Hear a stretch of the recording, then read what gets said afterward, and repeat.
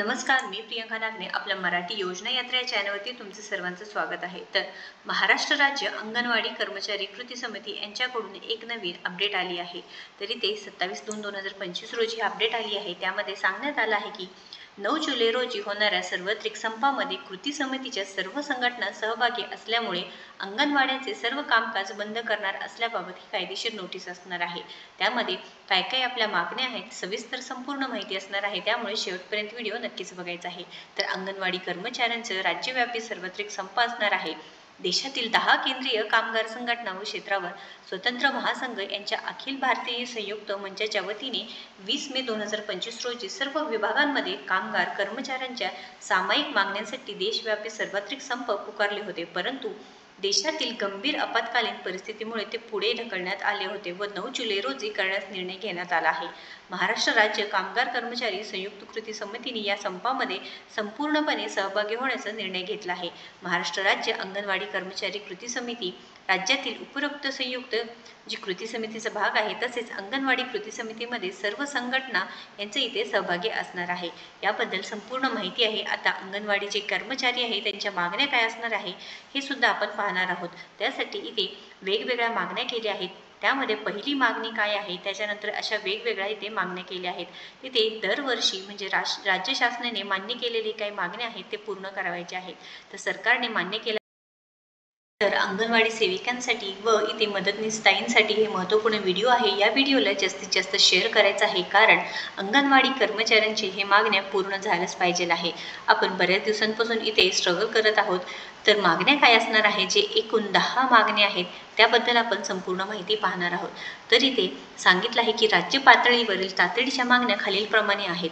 सर्वोच्च न्यायालयाने ग्रॅज्युटीबाबत निकालात म्हटलं आहे की अंगणवाडी कर्मचाऱ्यांना त्यांचा पूर्ण वेळ कायमस्वरूपी वैधानिक पदावरील कामासाठी दिला जाणारा मोबदला मानधन नाही तर वेतनच आहे व त्यांना ग्रॅज्युटी लागू करा। तसेच गुजरात उच्च न्यायालयाने अंगणवाडी कर्मचाऱ्यांना शासकीय दर्जा देण्याचा निकाल दिलेला आहे। या निकालानुसार अंगणवाडी सेविका मदतनीसांना वर्ग 3 व 4 च्या कर्मचारी घोषणा करून त्यांना त्याप्रमाणे वेतनश्रेणी, महागाई भत्ता, अन्य सेवा भत्ते तसेच ग्रॅज्युटी, भविष्य निर्वाह निधी व मासिक पेन्शन आदी सामाजिक सुरक्षा लागू करू।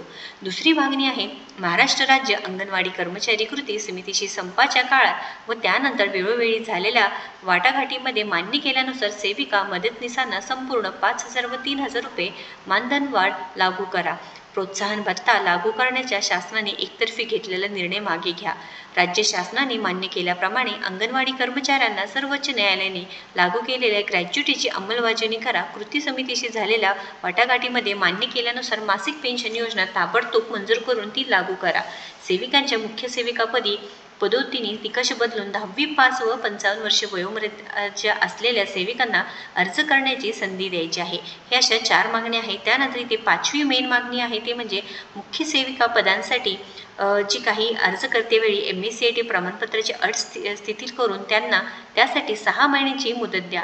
10वीमध्ये हिंदीऐवजी संस्कृत किंवा उर्दू विषय घेतलेले सेविकांना अर्ज करण्याची संधी देऊन त्यांना हिंदी परीक्षा पास करण्यासाठी 1 वर्षाची मुदत द्या। निकृष्ट दर्जाची THR बंद करा व त्याऐवजी गरम, ताजा, पूरक पोषण आहार किंवा कोरड्या धान्यांची पाकिटे द्या। THR वाटपासाठी FIRSची अट रद्द करा। आहार वाटपासाठी आधार जोडण्याची अट रद्द करा। अंगणवाडीच्या विभागात राहणाऱ्या सर्व लाभार्थ्यांना सर्व सेवा द्या।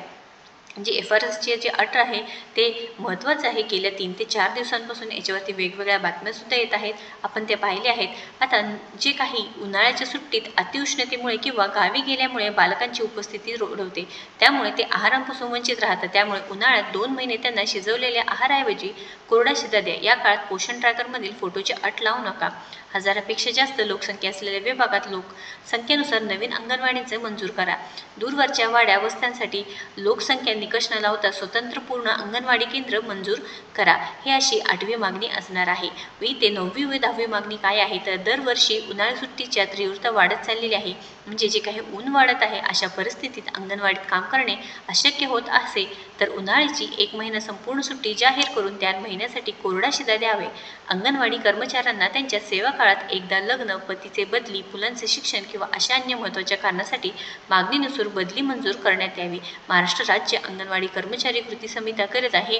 जे काही 10 मागणी आहेत ते सरकारने नक्कीच इथे अंगणवाडी कर्मचाऱ्यांसाठी म्हणजेच अंगणवाडी सेविका असो किंवा अंगणवाडी मदतनीस यांना नक्कीच मदत करायची आहे.